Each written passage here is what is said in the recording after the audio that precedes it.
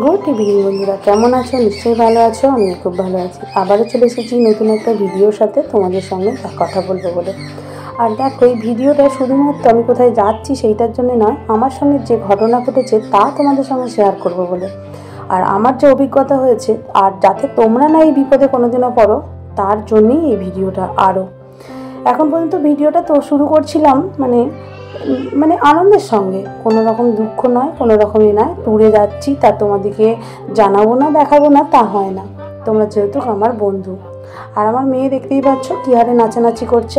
লাগেজপত্র নিয়ে বেরিয়ে এবার ট্রেন ধরার পালা। তো ট্রেনের অপেক্ষা ছিলাম। কামারকুণ্ডু থেকে পিস্তত দাদা, বৌদি, দাদার শাশুড়ি, দাদার ছেলে মেয়ে সবাই মিলে উঠেছে।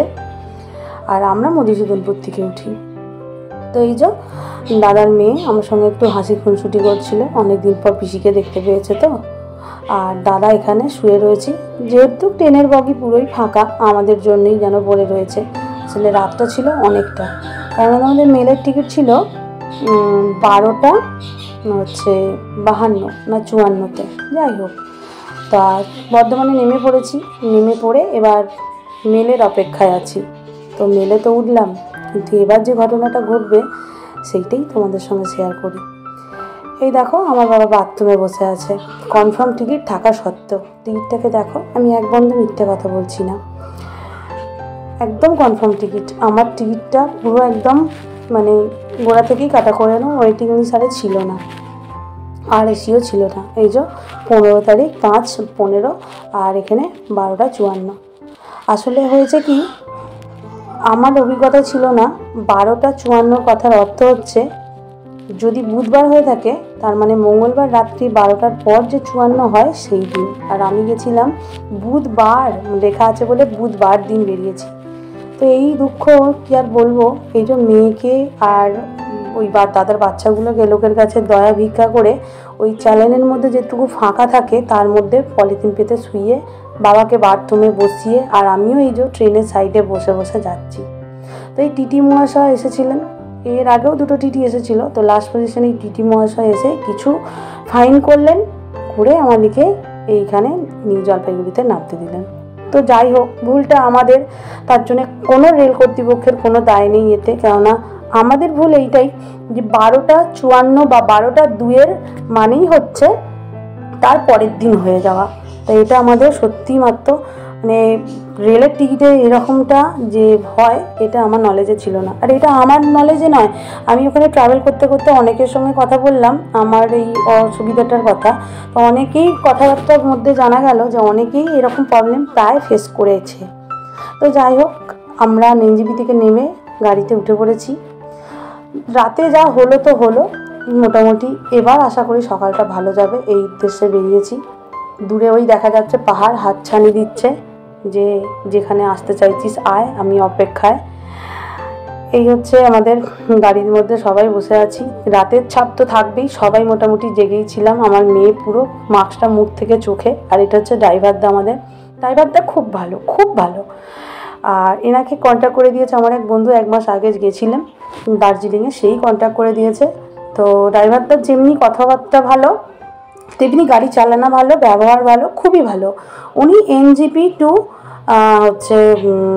দার্জিলিং এইটুকুই করে, সাইট সিন উনি ঘোরান না।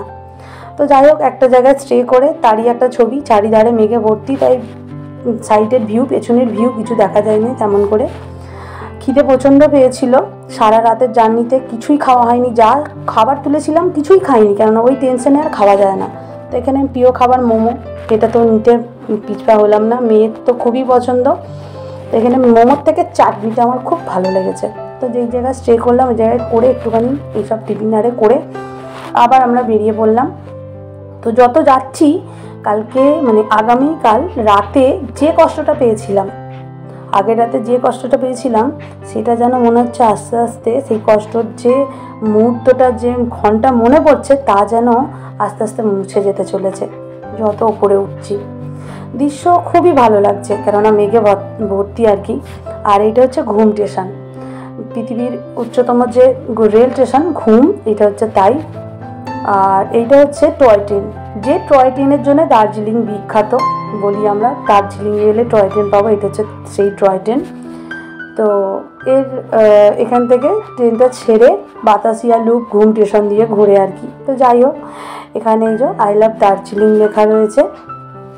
তো এইখানটা থেকে এবার গিয়ে রেস্ট নিয়ে রুমের থেকে আবার বেরিয়ে এসেছি বিকেলবেলা, মানে সন্ধে হয়ে গেছে। ওই টায়ার্ডনেসটা তো এত তাড়াতাড়ি কাটবে না, তো এই যে মা আর এসব বেরিয়ে এসেছে।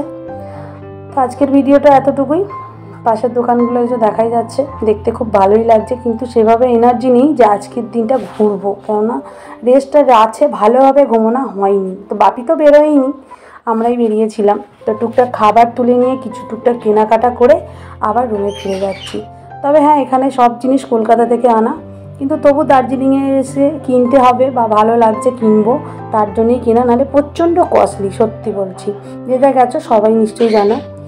আর এই হচ্ছে সেই ফেমাস রেস্টুরেন্ট, যা সবাই এসে একবার করে মোটামুটি ফটোশ্যুট করে, আমিও করেছি। আগামী দিনের মানে ভিডিওতে অবশ্যই দেখাবো। আর এই যে এখানে শাল আরে বিক্রি হচ্ছে। তো টাটা আজকের মতো।